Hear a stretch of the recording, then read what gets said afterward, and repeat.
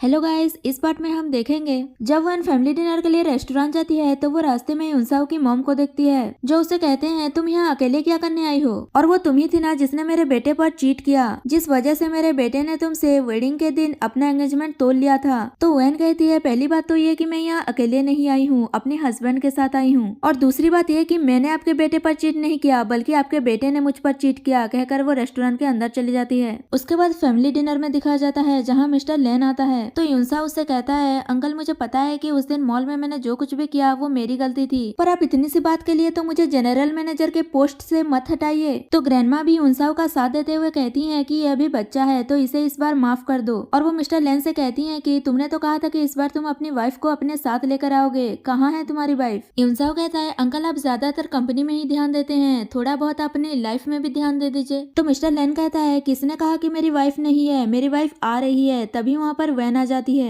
Van को देखकर यूनसाओ और सिसी शॉक्ड हो जाते हैं और यूनसाओ अपने अंकल से कहता है कि अंकल अब आप ये मत कहिएगा कि ये आपकी वाइफ है। तो मिस्टर लेन कहता है हाँ यही मेरी वाइफ है और तुम्हारी आंटी। ये सब देखकर तो वैन खुद भी शॉक्ड हो जाती है। तो मिस्टर लेन उसे कहता है कि यही तुम्हारा सरप्राइज था। तो वो कहती है कुछ ज्यादा ही बड़ा सरप्राइज हो गया, और वो यूनसाओ की मॉम से कहती है क्या कोइंसिडेंट है आंटी, मुझे लगा नहीं था कि हम फिर से एक फैमिली हो जाएंगे। ग्रैंडमा को तो कुछ समझ ही नहीं आ रहा था और वो कहती है कि तुम लोग किस बारे में बात कर रहे हो, यहाँ फैमिली के सारे एल्डर्स बैठे हैं। तो यूनसाओ कहता है ग्रैंडमा ये वुमेन हमारी फैमिली की मेंबर नहीं बन सकती। मिस्टर लेन गुस्से में कहता है क्या कह रहे हो तुम मेरे मैरिज के बारे में, अब ये तुम्हारी आंट है तो इसे आंट बुलाओ। तो यूनसाओ वैन से कहता है कि क्या डर्टी गेम खेला है तुमने मेरे अंकल को भी सेड्यूस कर लिया। और वो मिस्टर लेन से कहता है कि अंकल आपको पता नहीं कि ये लड़की बिल्कुल भी अच्छी नहीं है, ये पहले ही किसी मैन के साथ नाइट स्पेंड कर चुकी है, इसीलिए तो मैंने इससे अपना एंगेजमेंट तोड़ लिया। तो मिस्टर लेन वही फोटो दिखाकर कहता है क्या तुम इस लड़के के बारे में कह रहे हो, तो इसे ध्यान से देखो इसमें मैं हूँ। और वो वैन से कहता है एक बार तुमने मेरी जान बचाई थी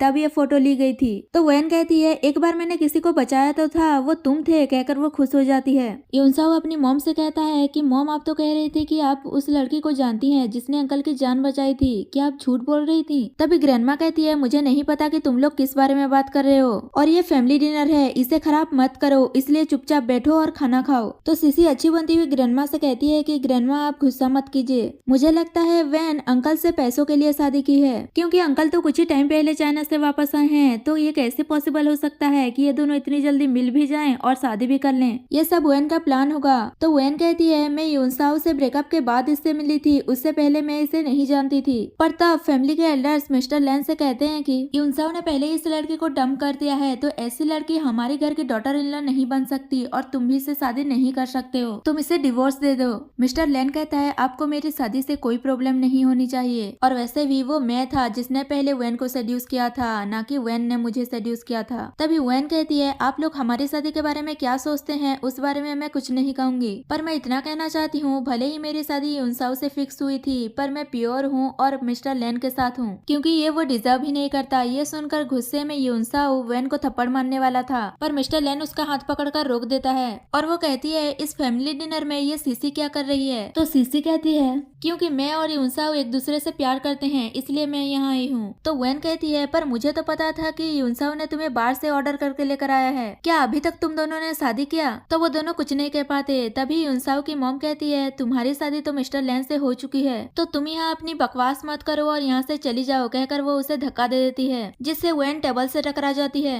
तभी मिस्टर लेन झूठ बोल देता है कि तुम्हारी बेली में जो बच्चा है वो ठीक तो है ना। ये सुनकर ग्रैंडमा खुश होते हुए कहती है क्या ये प्रेग्नेंट है, इसका मतलब हमारी फैमिली का हायर आने वाला है। और वो मिस्टर लेन से वैन को हॉस्पिटल ले जाने के लिए कहती हैं। तो लेन उसे हॉस्पिटल लेकर जाता है और उन दोनों के पीछे पीछे सारे फैमिली भी चले जाते हैं, और ये सब यूनसाओ और सिसी बस देखते रह जाते हैं। सबके जाने के बाद यूनसाओ सिसी पर गुस्सा करता है कि क्या जरूरत थी तुम्हें ये कहने की कि वैन ने पैसों के लिए शादी की है, तुम्हारी वजह से मेरा सबके सामने इंसल्ट हो गया, अब फ्यूचर में मेरा क्या होगा। तो सिसी कहती है तुम्हारे अंकल को चाइना से वापस लौटे हुए कुछ ही टाइम तो हुए हैं, इतने शॉर्ट टाइम में वो प्रेग्नेंट कैसे हो सकती है, इसका मतलब वो जरूर किसी और का बच्चा है। सोचो अगर ये बात तुम्हारी ग्रैंडमा को पता चल गई तो वो वैन के साथ क्या करेंगी। यूनसाओ कहता है ये सब उस वैन की वजह से हुआ है, मैं उसे छोड़ूंगा नहीं, मार डालूंगा। उसके बाद मिस्टर लेन और वैन को देखते हैं जहाँ मिस्टर लेन उसे कहता है कि चलो हम हॉस्पिटल जाकर चेकअप करवा लेते हैं। तो वैन कहती है ये तुम क्या कह रहे हो, मुझे पता है कि तुम उस टाइम उस सिचुएशन से मुझे बाहर निकालने के लिए प्रेगनेंसी का बहाना बना दिया था। तो मिस्टर लेन कहता है अगर तुम चाहो तो हम इसे रियल भी कर सकते हैं। तो वैन शर्मा जाती है। वो दोनों बात कर ही रहे थे कि तभी वहाँ पर एक कार कार आकर उन दोनों को टक्कर मारने वाली थी, पर वैन मिस्टर लेन को धक्का देकर बचा लेती है, पर उसका ही एक्सीडेंट हो जाता है और यहाँ पर ये पार्ट खत्म हो जाता है।